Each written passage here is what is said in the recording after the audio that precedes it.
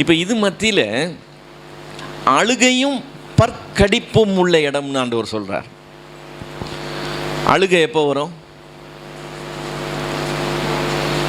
சப்புன்னு அடிச்சிட்டாங்கன்னா ஓன்னு அழுக வந்துடும், அப்படி தானே? எதனால் அந்த அழுகை வருது? வலியினால் அந்த அழுகை வருது. இன்னொரு அழுகை எதுக்காக வரும் தெரியுமா? ஐயோ தப்பு பண்ணிட்டனே அப்படின்னு வருத்தப்படுகிறதுனால ஒரு அழுகை வரும்.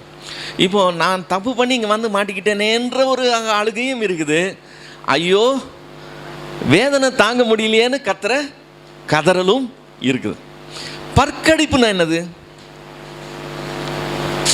பற்கடிப்புன்னு என்னது? பல்ல கடிச்சிக்கிறது இல்லை, பற்கடிக்கிறது. எப்போ பல்ல கடிப்போம்? தாங்க முடியாத வலியை சகிக்கிறதுக்காக நம்ம என்ன செய்வோம்?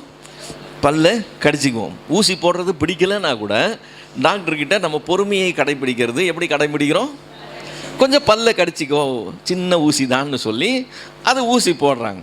அப்போது தாங்க முடியாத தாங்கிறதுக்காக ட்ரை பண்ணும்போது பல்ல கடிக்கிறது இருக்குது. தாங்கவே முடியலங்கிறப்போ அழுகை இருக்குது. அங்கே அழுகையும் இருக்குது, அங்கே பற்கடிப்பும் இருக்குது. அந்த சூழ்நிலை எப்படி இருக்கும்னு பார்த்துக்கங்க. அங்கே இருக்கிற புழு சாகாது, அங்கே இருக்கிற அக்கினி அவியாது. அது இருள் சூழ்ந்த ஒரு புறம்பான இருள். அந்த இடத்துல அழுகையும் பற்கடிப்பும் உள்ளவர்களா கிடக்கணும். இது எவ்வளவு நாளைக்கு? அங்கேருந்து வெளியே வர முடியாது, அவ்வளோதான், பர்மனெண்ட். அது நித்திய காலமாக இருக்க போகிற ஒரு அழிவு.